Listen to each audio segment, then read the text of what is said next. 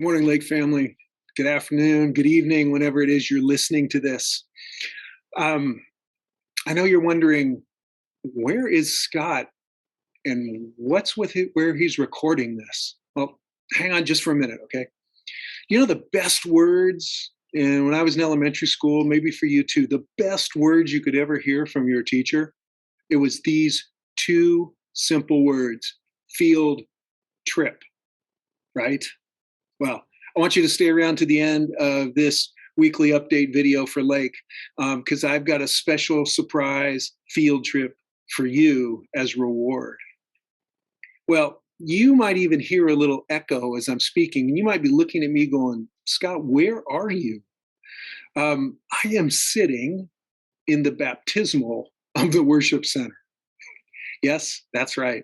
Here's a view of the baptismal you've probably never had before unless you've been baptized here at Lake. And I'm sitting here because this Sunday we're doing baptisms. We are celebrating freedom this Sunday. And I want you to be here. And especially if you haven't been back or been back only once or twice since the pandemic, this is a great Sunday to be with us as we celebrate freedom in Christ with a handful of new believers. You are going to hear some great stories of how God got a hold of their lives, how people from Lake journeyed with them as they explored who Jesus is and who he could be to them. And we're going to celebrate together new life, this freedom in Christ. This Sunday, Pastor Mathew John will be preaching out of Psalm 82. Psalm 82 is one of those psalms that has this little title at the top. It says, a psalm by Asaph.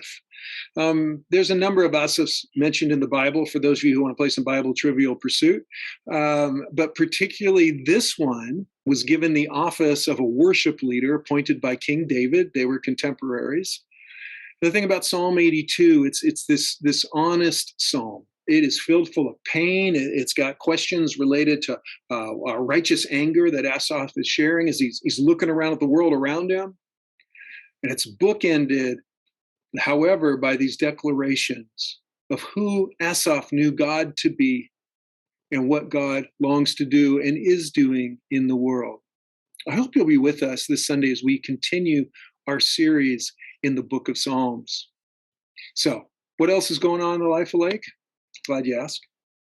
Also, this Sunday, we're continuing, and it's our last opportunity to participate in this segment of the year of listening. As you know, our ministry council has designated this ministry year, which just began on September 1, as a year of listening. We're going to wrap up our number one listening focus, which has been around the one service we began in June during the summer, and we've continued it.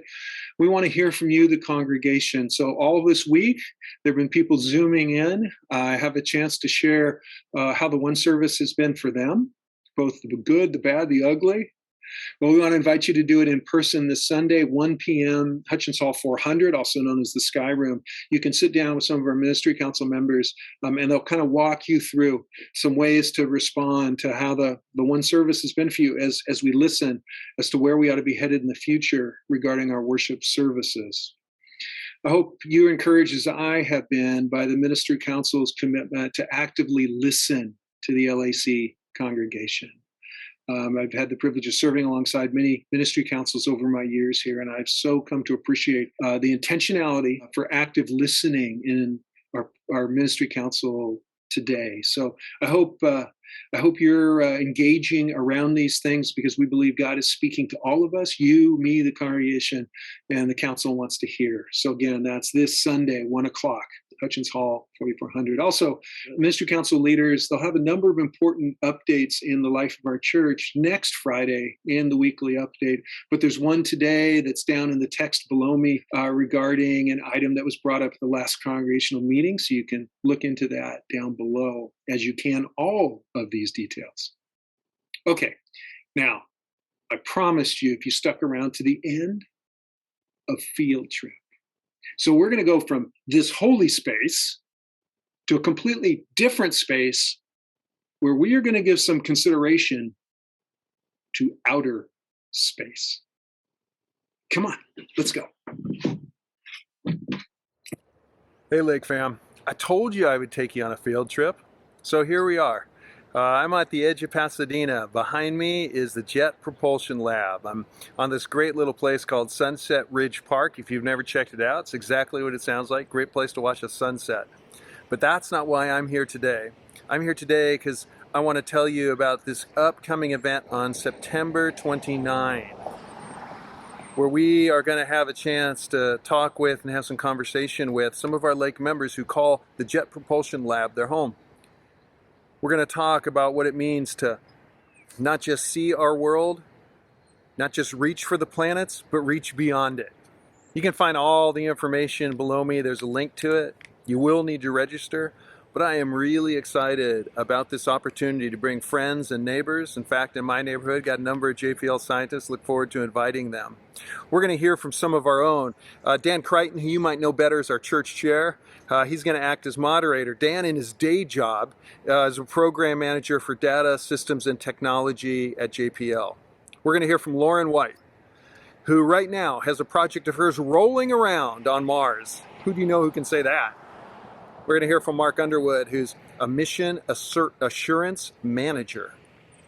And from Mike Ressler, astrophysicist, who's the primary scientist on the next generation of the Webb telescope, looking at the farthest edges of our universe. You know, looking up in the stars and wondering what it all means is not a new thing. Paul, in his first letter to the church in Corinth, wrote these words. He said, you know, the sun has one kind of splendor, and the moon another, and the stars another, and each star its own splendor. Yeah, when we look up, that's it, isn't it? It's an amazing space, literally, as we look into the sky, and it draws us to some of the bigger questions in life, doesn't it? We're going to have a chance to hear from these men and women about how their exploration of space also interacts with their interior exploration, some existential things. I hope you'll join us. Space is limited, so you need to register. 7 to 9 p.m., September 29th. I hope you'll be with us, and thanks for joining me on a field trip today. Have a great weekend, Lake.